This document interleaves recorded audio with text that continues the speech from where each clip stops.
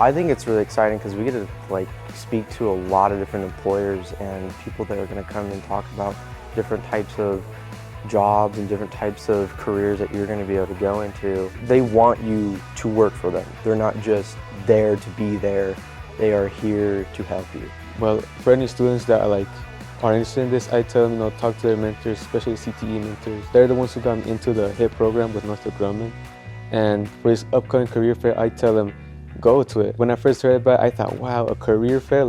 Honestly, it's really interesting because it's my future, and this will help me in the long run, really. It sounds so crazy and far out, but it's a perfect opportunity to start that. You're still looking to explore. I think it's a great opportunity because this way you get to learn about people's careers in the aerospace field, and you get to see if that's something you want to do. I think any student thinking about anything in a field in tech or engineering should absolutely attend that. And Ogden is a really interesting hub for that because of Hill Air Force Base, our ties with Hill, our ties with Northrop Grumman.